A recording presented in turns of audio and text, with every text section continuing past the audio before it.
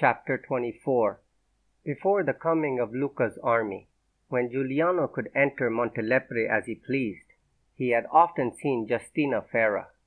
Sometimes she had come to the Giuliano house on an errand or to receive the money Giuliano gave to her parents. Giuliano had never really noticed her growing into a beautiful young woman until one day he had seen her on the streets of Palermo with her parents. They had gone into the city to buy finery for the festa not available in the small town of Montelepre. Giuliano and members of his band had gone to Palermo to buy supplies. Giuliano had not seen her for perhaps 6 months, and she had grown taller and slimmer in that time. She was tall for a Sicilian woman, with long legs that tottered on newly bought high-heeled shoes. She was only 16 years of age, but her face and form had flowered into the subtropical earth of Sicily, and she was a mature woman physically. Her hair was pulled into a jet-black crown studded with 3 gem-like combs, exposing a neck as long and golden as that of an Egyptian woman on a vase. Her eyes were enormous, questioning, her mouth sensuous, yet the only part of her face that betrayed her extreme youth. She wore a white dress with a slash of red ribbon running across the front. She was such a picture of loveliness that Giuliano stared at her for a long time. He was sitting in an open cafe, his men scattered at the tables around him, when she walked by accompanied her mother and father. They saw him. Justina's father kept his face stony and made no sign of recognition. The mother glanced quickly away. Only Justina stared at him as she went by. She was Sicilian enough not to greet him, but she stared directly into his eyes and could see her mouth quivering to restrain a smile. In the sun-drenched street she was a pool of shimmering light, of the sensual Sicilian beauty that blooms at an early age. Since becoming an outlaw, Giuliano had always distrusted love. To him it was an act of submission and held the seed for a fatal treachery. But in that moment he felt what he had never felt before, a suffusion in his body to kneel before another human being and willingly swear himself into an alien slavery. He did not identify this as love. A month later, Giuliano found that his mind was obsessed with the memory of Justina Ferra standing in that pool of golden sunlight on the street in Palermo. He assumed it was merely sexual appetite, that he missed his passionate nights with La Venera. Then in his reveries he found himself not only dreaming of making love to Justina, but of spending time with her roaming around the mountains, showing her his caves, the narrow valleys filled with flowers, cooking meals for her over the open campfires. He still had his guitar in his mother's house and dreamed of playing for her. He would show her the poems he had written over the years, some of which had been published in the Sicilian newspapers. He even thought of sneaking into Montelepre and visiting her in her home, despite the 2,000 soldiers of Colonel Luca's special force. At this time he came to his senses and knew something dangerous was going on inside him. This was all foolishness. There were only 2 alternatives in his life: that he would be killed by the Carabinieri, or that he would find sanctuary in America. And if he kept dreaming about this girl, it would not be America. He had to get her out of his mind. If he seduced her or carried her off, her father would become his deadly enemy, and he had plenty of those already. He had once flogged Aspano for seducing an innocent girl, and over the years had executed 3 of his men for rape. This feeling he had for Justina was that he wanted to make her happy, to make her love and admire him and see him as he once saw himself. He wanted her eyes to be filled with love and trust. But it was merely his tactical mind that explored his options. He had already decided on his course of action. He would marry the girl, in secret. Nobody except her family would know, and of course Aspano Pisciotta and a few trusted members of his band. Whenever it was safe to see her, he would have her escorted into the mountains so that they could spend a day or 2 together. It would be dangerous for her to be the wife of Turi Guiliano, but he could arrange to have her sent to America, and she would be waiting for him when he made his escape there. There was only one problem. What did Justina think of him?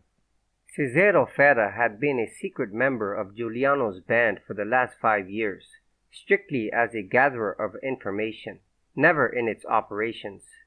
He and his wife had known Giuliano's parents and had been neighbors. They lived 10 houses down the Via Bella from the Giuliano house. He was more educated than most of the people in Montelepre and was dissatisfied with farming.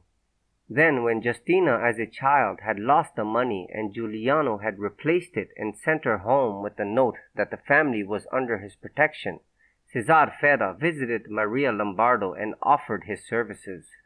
He gathered information in Palermo and Montelepre as to the movements of carabinieri patrols, the movements of rich merchants who were to be kidnapped by Giuliano's band, the identity of police informers. He received a share of the loot from these kidnappings and opened a small tavern in Montelepre, which also helped his secret activities. When his son Silvio had returned from the war a socialist agitator, Cesare Ferra ordered him out of the house, not because he disapproved of his son's beliefs, but because of the danger to the rest of the family. He had no illusions about democracy or the rulers in Rome. He had reminded Turi Guiliano of his promise to protect the Ferra family, and Giuliano had done his best to protect Silvio. And after Silvio was murdered, it was Giuliano who promised him that the murder would be avenged. Ferra had never blamed Giuliano. He knew that the massacre at Ginestra had profoundly disturbed Turi Guiliano, had caused him to grieve, that it still tormented him. He heard this from his wife, who had listened for hours to Maria Lombardo talking about her son. How happy they had all been before that terrible day years ago when her son was shot down by the carabinieri and he had been forced against his better nature to kill in return. And of course every killing since then had been necessary, forced upon him by evil men. Maria Lombardo excused every killing, every crime, but she faltered when she spoke about the massacre at the Portella della Ginestra. Oh, the little children torn by machine gun fire, the defenseless women killed. How could people think her son would do such a thing? Was he not the protector of the poor, the champion of Sicily? Had he not given fortunes to help all the Sicilians in need of bread and homes? Her Turi could never have given the orders for such a massacre. So he had sworn to her on the statue of the Black Madonna, and they had wept in each other's arms. And so, over the years, Cesaro had pursued the mystery of what had really happened at the Portella della Ginestra. Had Passatempo's machine gunners made an honest mistake in the elevation of their fire? Had Passatempo, out of sheer bloodthirstiness for which he was famous, slaughtered those people for his pleasure? Could the whole thing have been engineered to damage Giuliano? Was there perhaps even another band of men who had opened fire with their machine guns? Men not under Giuliano's orders, but perhaps sent by the friends of the friends, or even by a branch of the security police? Cesaro left nobody off his list of suspects except Turi Guiliano. For if Giuliano were guilty, the whole world he lived in would collapse. He loved Giuliano as he had loved his son. He had seen him grow from a child to a man, and there had never been a moment when he had showed any meanness of spirit, any viciousness. So Cesaro Ferra kept his eyes and ears open. He bought drinks for other secret members of the band who had not been thrown into jail by Colonel Luca. He caught scraps of conversation among the friends of the friends who lived in town and occasionally came to his tavern to drink wine and play cards. On one night he heard them talking laughingly about the animal and the devil, visiting with Don Croce, and how the great Don had turned those two feared men into whispering angels. Ferra pondered on this, and with that unerring Sicilian paranoia made the connection. Passatempo and Stefan Andolini had at some time met with the Don. Passatempo was often called the Brute, and Fra Diavolo was Andolini's bandit name. What were they doing holding a private conversation with Don Croce at his house in Villaba, which was far from the bandits' mountain base? He sent his teenage son to the Giuliano house with an urgent message, and 2 days later was given a rendezvous in the mountains to meet with Giuliano. He told Giuliano his story. The young man showed no emotion and only swore him to secrecy. Fera heard no more. Now, 3 months later, he received another summons from Giuliano and expected to hear the rest of the story. Giuliano and his band were deep in the mountains, out of range of Luca's army.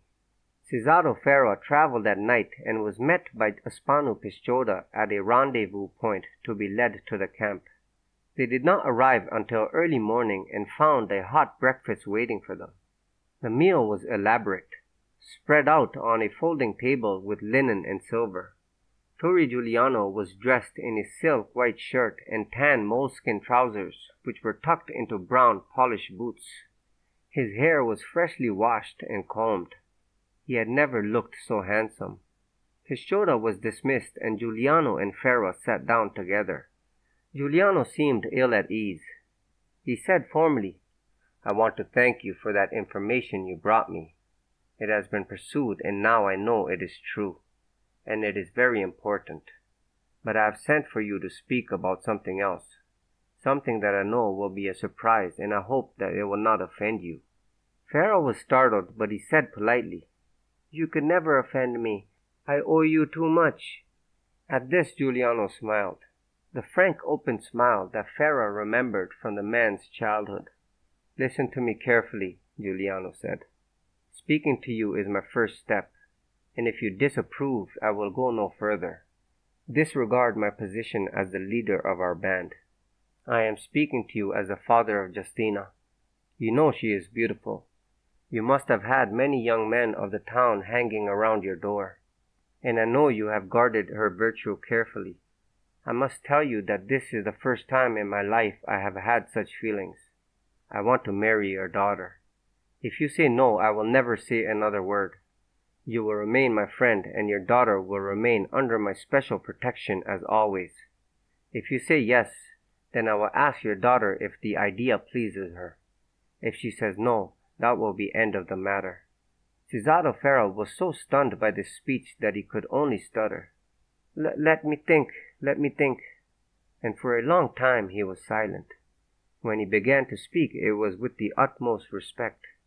"I would rather have you for a husband to my daughter than any man in the world. And I know my son Silvio, God rest his soul, would agree with me." Again he stuttered when he spoke. "I worry only about my daughter's safety. If Justina was your wife, Colonel Luca would surely take any excuse to put her under arrest. The friends are now your enemies and might do her some harm. And you must escape to America or die here in the mountains. I would not want her to be a widow so young. Please forgive me for speaking so frankly, but it also complicates life for you, and that worries me the most. A happy bridegroom is not so aware of traps. He is not wary of his enemies. A marriage could cause your death. I speak so frankly only because of my affection and respect for you. This is something that could be put aside for a better day when you can know your future is in more detail and plan for it more intelligently." When he finished speaking, he kept a wary eye on Giuliano to see if he had displeased him. But he had only depressed him, and he recognized it as the disappointment of a young man in love, which seemed to him so extraordinary that he said impulsively, "I'm not saying no to you, Turi." Giuliano sighed. "I've thought of all those things. My plan is this. I would marry your daughter in secret. The abbot Manfredi would perform the ceremony. We would be married here in the mountains. It would be too dangerous for me any place else, but I could arrange for you and your wife to accompany your daughter so that you could witness the marriage. She would stay with me for 3 days, and then I would send her back to your house. If your daughter becomes a widow, she will have enough money to start a new life, so you need not fear for her future. I love your daughter and will cherish and protect her for all her life. I will provide for her future if the worst should happen. But still, it's a risk to be married to a man like me. And as a prudent father, you have every right to refuse to let her take that risk." Cesare Ferro was immensely moved. The young man had spoken with such simplicity and directness, and with such wistful hope. But best of all, he had been to the point. He had made provisions against the calamities of life and the future well-being of his daughter. Ferra rose from the table to embrace Giuliano. "You have my blessing," he said. "I will speak to Justina." Before he left, Ferro said he was happy that the information he had given had proven useful, and he was astonished at the change in Giuliano's face. The eyes seemed to open wider. The beauty of the face seemed to harden into white marble. "I will invite Stefan Andolini and Passatempo to my wedding," he said. "We can settle the matter then." It only occurred to Ferro later that this was a curious thing to do if the marriage was to be kept secret. In Sicily, it was not uncommon for a girl to marry a man with whom she had never spent a moment alone. When the women sat outside their houses, those unwed had to sit always in profile, never staring full out into the street, lest they be called wanton. The young men going by would never get an opportunity to speak to them except at church, where young girls were protected by the statues of the Virgin Mary and their cold-eyed mothers. If a young man fell madly in love with the profile or the few words of respectful chatter, he had to put it in writing, in a well-composed letter declaring his intentions. This was a serious matter. Many times a professional writer was employed. The wrong tone might conceivably bring about a funeral rather than a marriage. And so Turi Guiliano's proposal through the father was not unusual, despite the fact that he had given Justina herself no sign of his interest. Cesare Ferro was in no doubt about what Justina's answer would be. When she was a little girl, she had ended her prayers with, "And save Turi Guiliano from the carabinieri." She was always anxious to run messages over to the mother, Maria Lombardo. And then when the news had come out about the tunnel that ran to La Venera's house, Justina had been wild with rage. At first her father and mother had thought it was rage at the arrest of the woman and Giuliano's parents, but then they realized that it was jealousy. So Cesare Ferro could anticipate his daughter's answer. That was no surprise. But the way she received the news was a shock. She smiled wickedly at her father as if she had planned the seduction, as if she had known she could vanquish Giuliano. Deep in the mountains was a small Norman castle, almost in ruins, that had not been occupied for 20 years. Giuliano decided to celebrate his wedding and honeymoon there. He ordered Spano Pisciotta to establish a perimeter of armed men so the couple would be guarded against any surprise attack. Abbot Manfredi left his monastery in a donkey cart and then was carried in a litter over the mountain trails by members of Giuliano's band.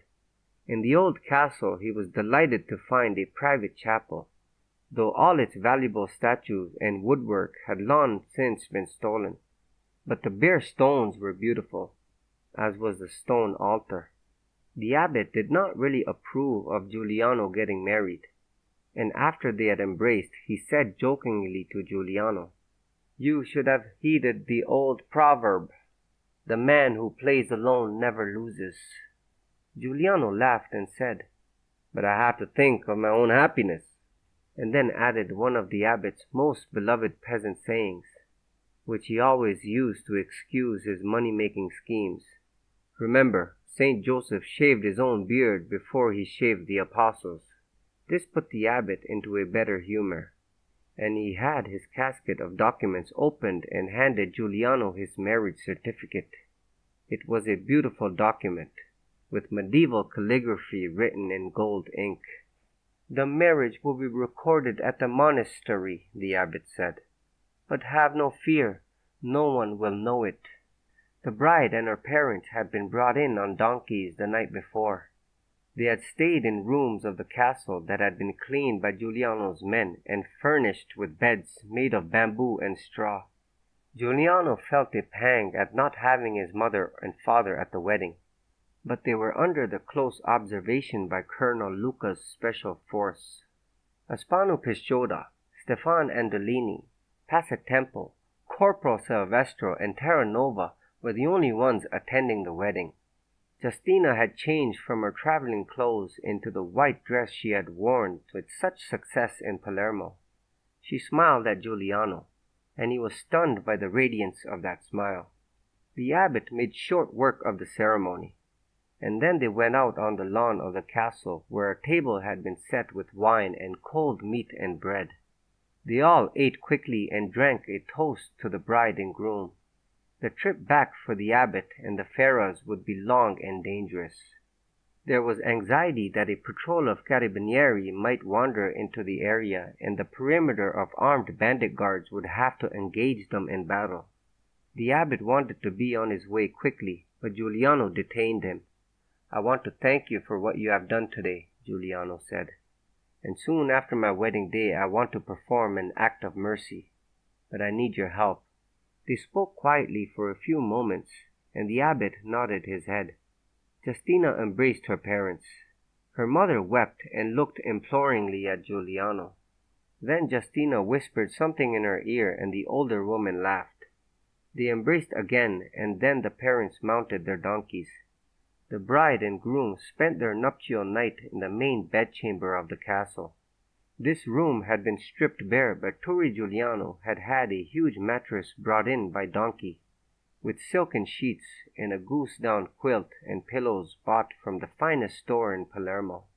There was a bathroom as huge as the bedroom with marble tub and a vast washing sink. Of course it had no running water and had to be supplied by buckets which Giuliano himself hauled in from the sparkling stream that ran beside the castle. He had also stocked it with toilet articles and perfumes that Justina had never seen in her life. Naked, she was shy at first, holding her hands down between her legs. Her skin was golden. She was slim with the full breasts of a mature woman. When he kissed her, she averted her head slightly so he touched only a corner of her mouth. He was patient, not with a lover's skill, but with the tactical sense that had served him so well when he waged his guerrilla wars. She had let down her long jet-black hair so that it screened her full breasts, and he stroked her hair and talked about the first time he had seen her as a woman that fateful day in Palermo. How beautiful she had been then! He recited from memory some of the poems he had written about her when he was alone in the mountains and dreamed about her beauty. She relaxed in the bed, the goose quilt over her body. Giuliano rested on top of the cover, but she averted her eyes. Justina told him how she had fallen in love with him the day she had carried over a message from her brother, and how crushed she had been when she realized he had not recognized her as the little girl whose money he had replaced years before. She told him how she had said prayers for him every night since she was 11 years old, that she had loved him since that day. Turi Guiliano had an extraordinary feeling of happiness listening to her tell this, that she loved him, that she thought and dreamed of him while he was alone in the mountains. He kept stroking her hair, and she caught his hand and held it, her own warm and dry. "Were you surprised when I asked your father to speak to you about marriage?" he asked her. She smiled a sly, triumphant smile. "Not after you stared at me in Palermo," she said. "From that day I prepared myself for you." He leaned over to kiss her full lips, which were a dark, winy red, and this time she did not avert her face. He was surprised by the sweetness of her mouth, the sweetness of her breath, and the responsiveness of his own flesh. For the first time in his life he felt his body melting and falling away from him. He started to shiver, and Justina threw back the goose quilt so that he could come into the bed with her. She rolled over to her side so she could put her arms around him, so they could float together, and the feel of her body was different from any other body he had ever touched. She closed her eyes. Turi Guiliano kissed her mouth, her closed eyes, and then her breasts. the skin so fragile that the heat of flesh almost burned his lips. He was stunned by the smell of her, so sweet, uninfected by the pain of life, so far removed from death. He ran his hand down over her thigh, and the silkiness of her skin sent a thrill from his finger to his groin to the top of his head, where it almost gave him pain, at which he was so astonished that he laughed aloud. But then she put her hand between his legs, very slightly, and he almost literally lost his senses. He made love to her with a fierce yet gentle passion, and she returned his caresses, slowly, tentatively, and then after a time with equal passion. They made love for the rest of the night without speaking except for short exclamations of love, and when dawn broke, Justina fell into an exhausted sleep. When she awoke near midday, she found the huge marble bathtub filled with cool water, and buckets also filled next to the sink. Turi was nowhere to be seen. She was frightened for a moment at being alone. Then she stepped into the tub and washed.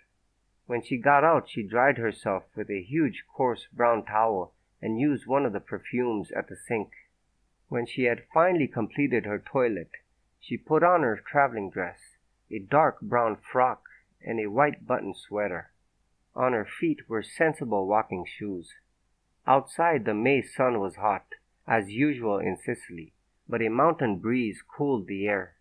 There was a campfire by the trestle table, and Guiliano had breakfast ready for her, toasted slices of coarse bread, cold ham, and some fruit. There were also mugs of milk poured from a metal container that had been wrapped in leaves. There was no one else in sight, so Justina ran into Turi's arms and kissed him passionately. Then she thanked him for making the breakfast, but reproached him for not waking her up so that she could have prepared the meal. It was unheard of for a Sicilian male to do such a thing. They ate in sunlight. Enclosing their enchantment, were the ruined castle walls. Above them the remains of the Norman tower, its spire decorated with a mosaic of brightly colored stones. The entrance of the castle had handsome Norman portals, and through the broken stone they could see the altar arch of the chapel. They stepped through the ruined walls of the castle grounds and walked through an olive grove, a scattering of wild lemon trees. They waded through gardens of those flowers that grew so profusely all over Sicily, the asphodels of the Greek poets, the pink anemones, grape hyacinths, the scarlet adonises that legends say were stained with the blood of the lover of Venus. Turi Guiliano put his arm around Justina. Her hair and her body were drenched with the perfume these flowers gave. Deep in the olive grove, Justina boldly pulled him down onto the vast carpet of brilliantly colored flowers, and they made love. Above them, a tiny cloud of yellow and black butterflies circled, then soared up into the infinitely azure sky. On their third and last day, they heard the sound of gunfire far off in the mountains. Justina was alarmed, but Guiliano reassured her. He was always careful throughout their 3 days together never to give cause for fear. He was never armed. There was not a weapon in sight. He had hidden his guns in the chapel. He never betrayed his wariness, and he had ordered his men to stay out of sight. But shortly after the gunfire, Aspano Pisciotta appeared with a brace of bloody rabbits over his shoulder. He threw them at Justina's feet and said, "Cook these for your husband. It's his favorite dish. And if you ruin them, we have 20 more. He smiled at her, and as she got busy skinning and cleaning the rabbits, he motioned to Guiliano. The two men went over to a fallen arc of the wall and sat down. "Well, Turi," Pisciotta said, grinning, "was she worth us risking our lives for?" Guiliano said quietly, "I'm a happy man. Now tell me about those 20 rabbits you shot." "One of Luca's patrols, but in strength," Pisciotta said. "We stopped them at the perimeter. 2 armored cars. One of them ran into our minefield and burned as badly as your new wife will burn those rabbits. The other car fired its guns at the rocks and ran home to Montelepre. They'll come back in the morning, of course, to find their comrades. In force. I suggest you leave here tonight. Justina's father is coming for her at dawn, Giuliano said. Have you arranged our little meeting? Yes, Pisciota said. After my wife leaves? Giuliano stuttered over the word wife, and Pisciota laughed. Giuliano smiled and continued. Bring those men to me in the chapel, and we will settle the matter. He paused for a moment and said, Were you surprised when I told you the truth about Ginestra? No, Pisciota said. Will you stay for dinner? Giuliano asked. On the last night of your honeymoon? Pisciota shook his head. You know the proverb, beware of the cookery of a new bride. The old proverb, of course, referred to the latent treachery of new friends as partners in crime. What Pisciota was saying once again was that Giuliano should never have married. Giuliano smiled. All this can't last much longer. We have to prepare for a different life. Make sure the perimeter holds tomorrow until we have finished all of our business. Pisciota nodded. He glanced over to the campfire where Justina was cooking. What a beautiful girl she is, he said. And to think she grew up under our very noses and we never noticed her. But watch out, her father says she has a temper. Don't let her handle your guns.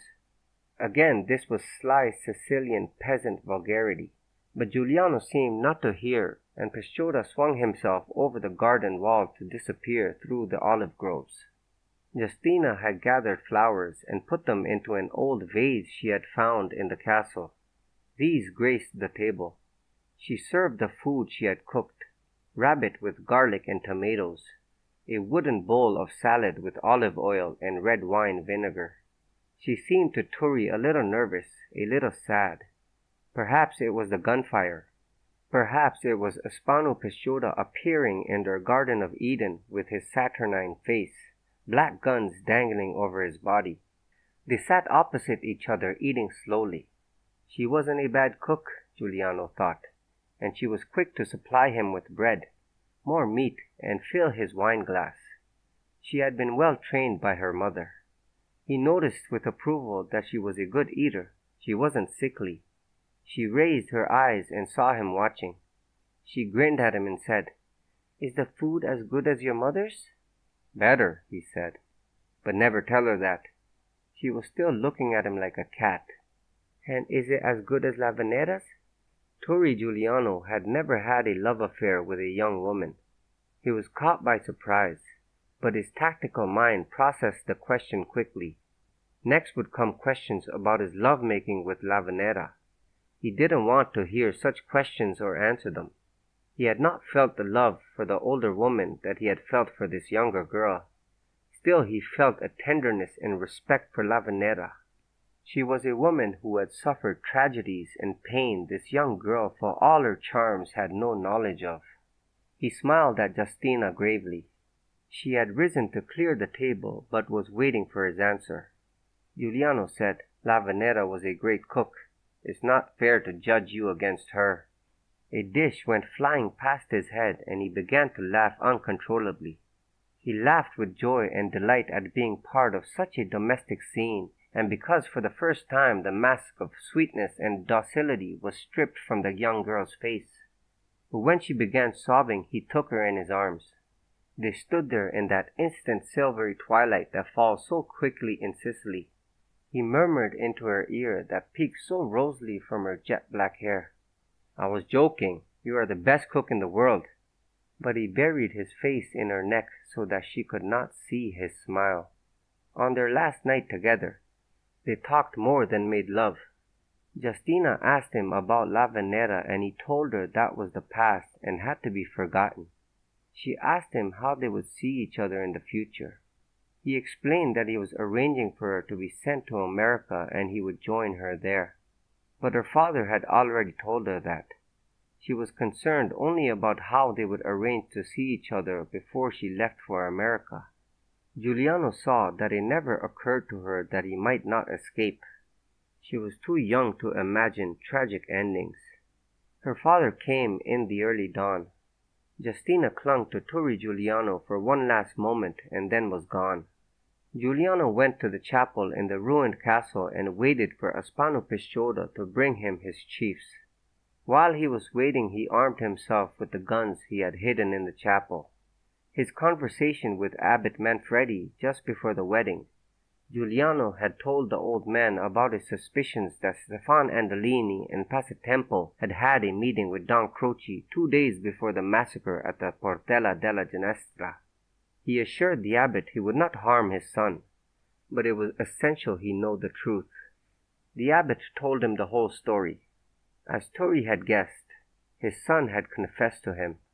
Don Croce had requested Stefan Andolini to bring Passatempo to him at Villaba for a secret meeting. Andolini had been ordered to wait outside the room where the 2 other men conferred. This had only been 2 days before the slaughter. After that May Day tragedy, Stefan Andolini had confronted Passatempo, who had admitted that Don Croce had paid him a handsome sum of money to go against Giuliano's orders and have his machine guns fire into the crowd. Passatempo had threatened that if Andolini said anything about this to Giuliano, he would swear that Andolini had been in the room with Don Croce when the bargain was struck. Andolini had been too afraid to tell anyone except his father, the abbot Manfredi. Manfredi had counseled him to keep his mouth shut. The week after the massacre, Giuliano had been in such a raging grief that he was sure to execute both men. Again Giuliano assured the abbot that he would not harm his son. Giuliano instructed Pisciotta on what he was to do, but said they would conclude the matter after Justina returned to Montelepre after the honeymoon. He did not want to play the butcher before he played the groom. He waited now in the chapel of the ruined Norman castle, its ceiling the blue Mediterranean sky. He leaned back against the remains of the altar, and that was how he received his chiefs when Aspano Pisciotta led them in. The corporal had been briefed by Pisciotta and stood where his gun could command Passatempo and Stefan Andolini. The 2 men were led directly to face Giuliano before the altar. Terranova, who knew nothing, sat on one of the chapel's stone benches. He had commanded the defense of the perimeter during the long night hours, and he was exhausted. Giuliano had not told any of the others what he would do to Passatempo. Giuliano knew that Passatempo was like a wild animal. He could sense changes in the atmosphere and the smell of danger as it came off other people. Giuliano was careful to behave exactly as he always had with Passatempo.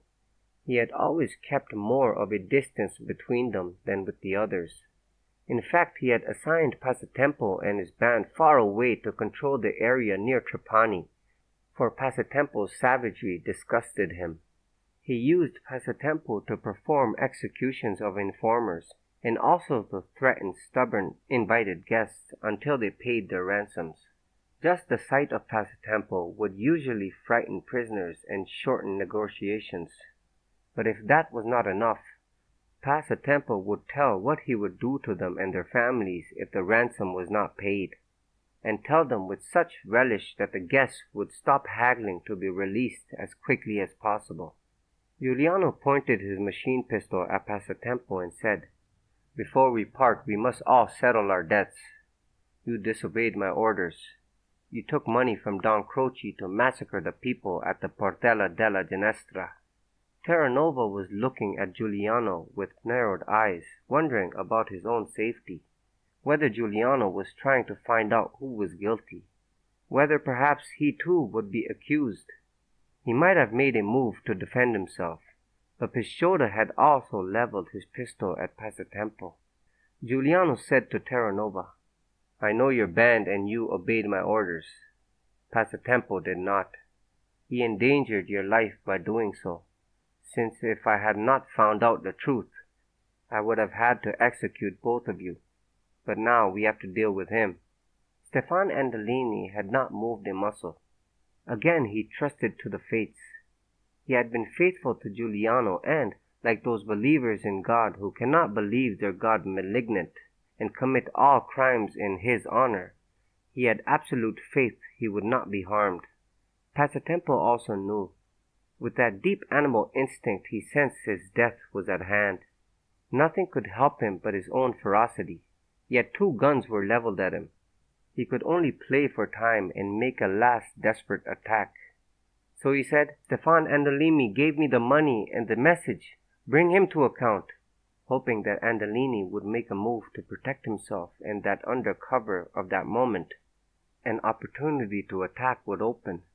Giuliano said to Passatempo, Andolini had confessed his sins, and his hand was never on the machine guns. Don Croce deceived him as he deceived me. Passatempo said with brute bewilderment, But I killed 100 men and you never complained. And the Portella was almost 2 years ago. We have been together for 7 years, and that is the only time I disobeyed you. Don Croce gave me reason to believe that you would not be so sorry about what I did, that you were simply too soft to do the deed yourself. And what are a few people dead more or less after all those others we've killed? I've never been unfaithful to you personally. At that moment, Giuliano knew how hopeless it was to make this man understand the enormity of his deed. And yet, why should this offend him so? Over the years, had he not himself ordered deeds almost as terrible? The execution of the barber? The crucifixion of the fraudulent priest? The kidnappings? The slaughter of carabinieri? The merciless killings of spies? If Passatempo was a brute, born and bred, then what was he, the champion of Sicily? He felt his own reluctance to perform the execution. So Giuliano said, I will give you time to make your peace with God. Kneel and say your prayers. The other men had drifted away from Passatempo, leaving him in his own doomed circle of earth. He made as if to kneel, and then his short, squat form exploded toward Giuliano. Giuliano stepped forward to meet him and touched the trigger of his machine pistol. The bullets caught Passatempo in mid-air, and yet his body hurtled forward and grazed Giuliano as he fell. Giuliano stepped away from him. That afternoon, Passatempo's body was found on a mountain road patrolled by the carabinieri. Pinned to it was a short note that read, So die all who betray Giuliano.